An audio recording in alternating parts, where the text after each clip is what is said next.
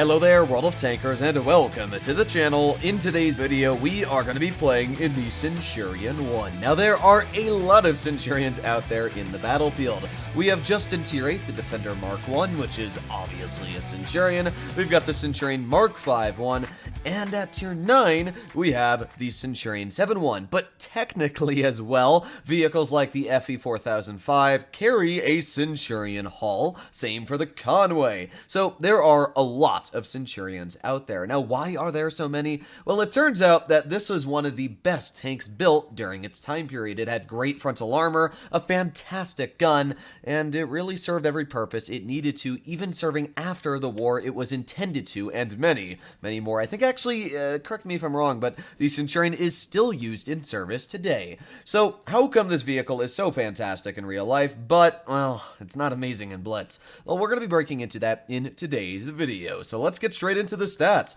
The Centurion is not the fastest at 45 kilometers per hour, but also not the slowest, because it does have a very nice power to weight ratio of 18.4. The real kicker in this tank is the gun. It's got 236 millimeters of standard pen and 271 on the premium. That is enough to butter through any tier 8 you're aiming at, and even tier 9 mediums. Yeah, it's absolutely fantastic. The issue comes with the damage per shot at only 190, and the fact that the tank doesn't have a crazy amount of armor. Its hull is around 76 millimeters thick, and the turret is about 175. The mantlet is actually pretty decent, but well, that doesn't mean the entire turret's great. The roof is pretty easy to penetrate, and it can definitely become a sore vehicle to drive. But let's get into a battle and see just exactly how the Centurion drives. This is a tank I have not made a video on, I don't think ever on the channel, and I haven't ever driven since maybe 5 years ago when I first ground down the line. But I figured it's been enough time.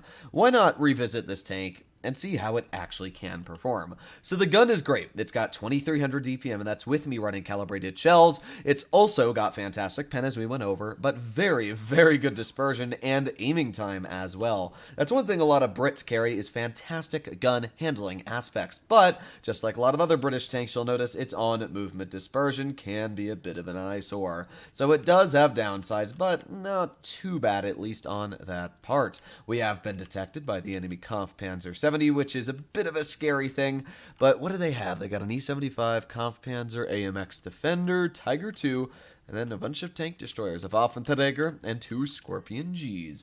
Well, hopefully my team is going to do a good job supporting me here. I'm still waiting patiently. They are over towards base D as well, we can see some of D's, so let's push up. Go. Okay, we're fine so far. I'm very, very nervous that some waffle is just going to slap me for all of my health in a moment. But the good news is we are coast clear and making our way over towards the enemy base of a C.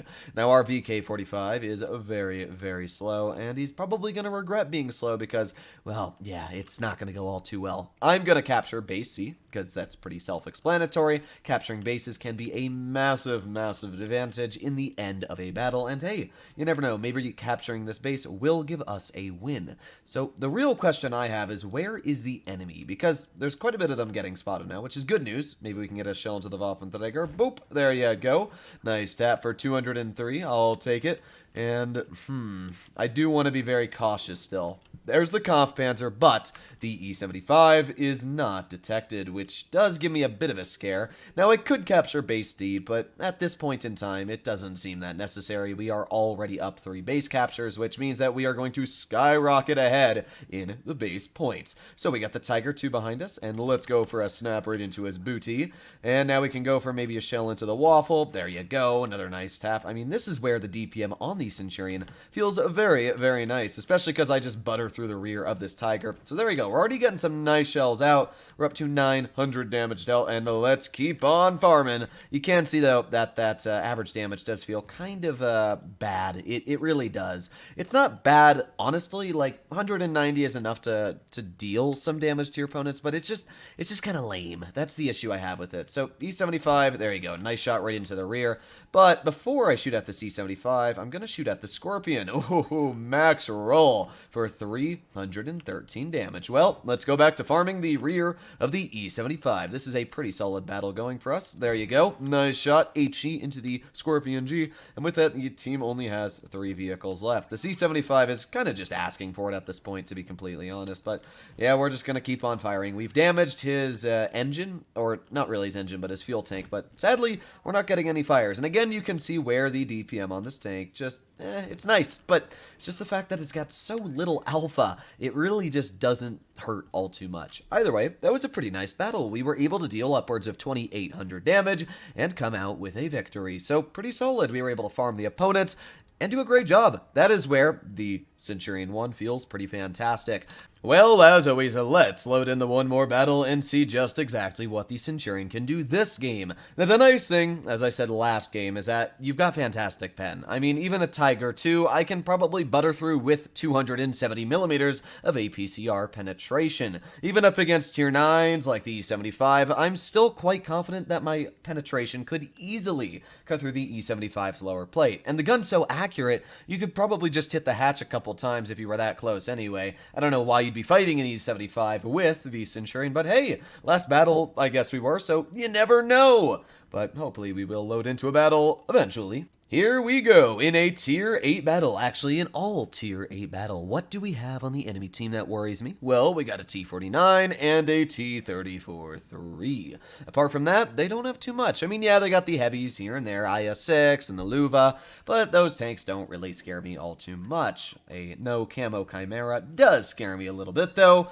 Oh boy, I always get nervous when Wargaming releases like the mega crates they have in the store right now because people just spend gold and they might get a tier 10, they might get a tier 8, you don't know. And you never know if that player actually understands how to drive the tank, if they got it from that mega crate, or they're just playing it for fun. It's one thing that always scares me, is if a player just got a new tank out of a crate and they're like, ah yes, I will play.